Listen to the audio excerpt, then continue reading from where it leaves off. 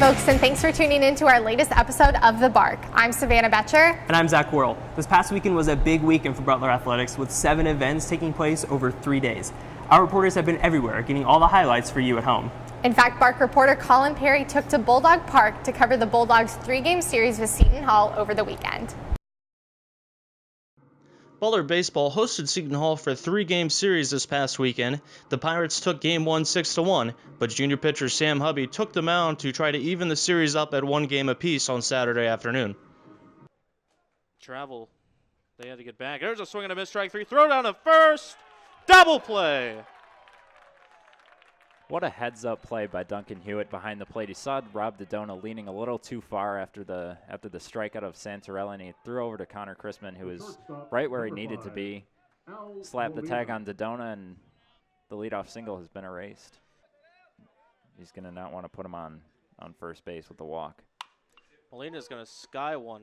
Left field, playable. Running in, making the catch, Margroff. He'll chuck it in. It'll hit the cutoff. But no play at home. Diving head first is Connor Hood, and the Pirates small ball their first run of the game on a sacrifice bunt and then a sacrifice fly to left by Al Molina. Dodona's really got a lot of power. It's 2-1. Dodona's going to sky one high, deep to left, back to the warning track, looking up, reaching up, and it is over the fence for a home run. Dodona goes back-to-back days with home runs off the Bulldogs, and that puts the Pirates up 3-0.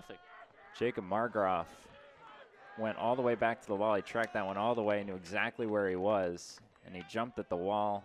Couldn't really tell if he caught it at first, and then the Seton Hall dugout erupted with cheers, and it's 3-0. Rob Dodona has been killing the Bulldogs over the last 2 games.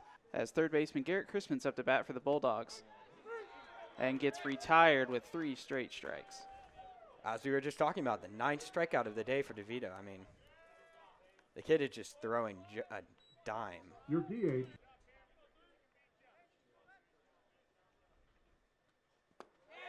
Chrisman swings and misses for strike 3 and the 3rd out of the inning. 0-1 pitch. Chrisman rips down into right field. Looks like it's going to be a little shallow. Short baseman able to run and make the grab for the final out of the inning and the final out of the game. The Bulldogs lost the final game of the series 7-5.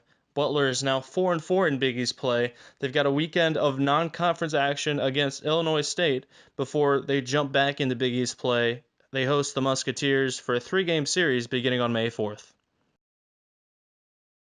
Picking up 2 wins over the weekend was the Butler softball team, who welcomed Providence College to Indianapolis for a 3-game series. Jacob Markeski has more from the Diamond.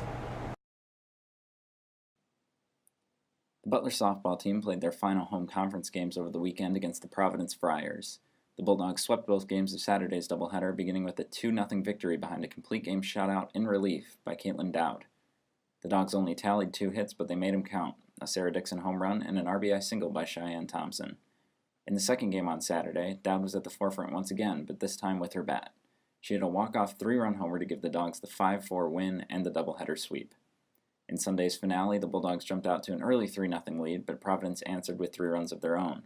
This one took extra innings to decide, but the Dogs couldn't push another run across after the Friars scored 2 in the 8th.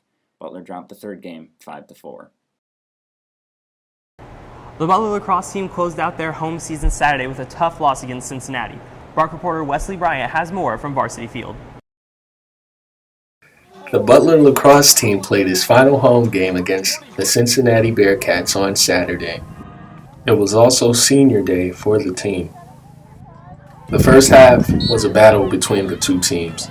Cincinnati scored first, but Butler had plenty of scoring from Haley Hallenbeck, Sydney Patterson, and Morgan Page.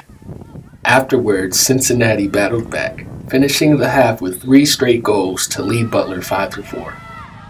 Cincinnati and Butler traded goals at the beginning of the second half.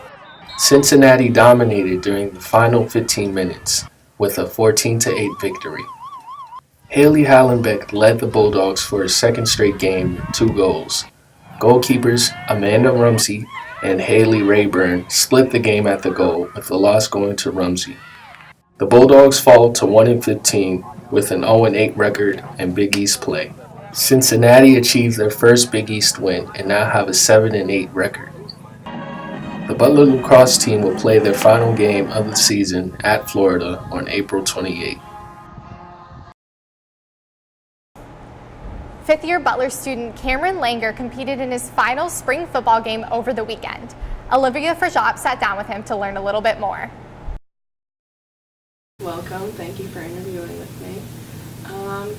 Start off, what were your thoughts on the spring game, positives, negatives? I think during the spring game, everybody really saw the strides that the defense and offense made, and it was good to see all the young guys stepping up. So hopefully that continues in the off season and going into fall camp. So you're going to be a fifth year. What are you looking most forward to, just through football or really anything? Well, past couple of years I've kind of been on the injury list, so I'm hoping to get back from that, finish strong for my fifth year. Part of the reason I came back was to actually start playing a little bit after ACL surgery, so hopefully I can get back in the rotation and get some good playing. And what's been your favorite memory so far of football? Probably just making the connections with the teammates. Ever since I got here, I've been hanging out with the same guys, so it's really been great to grow with everybody and make friends with the whole team. So. Any more thoughts on football? What are you really looking forward to in the season, other than getting back?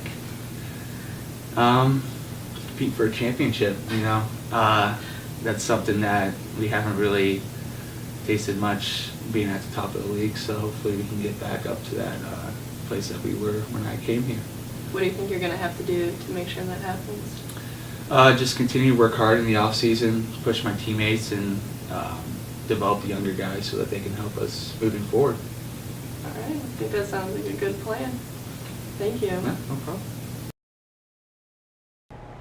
Well, Savannah, that's all the time we have today. And it looks like that's all we have for the rest of the semester as well. Thank you so much for tuning in, not only today, but this entire semester. We've really loved sharing Butler's stories with you. I'm Savannah Betcher. And I'm Zach Worrell. Have a fantastic day.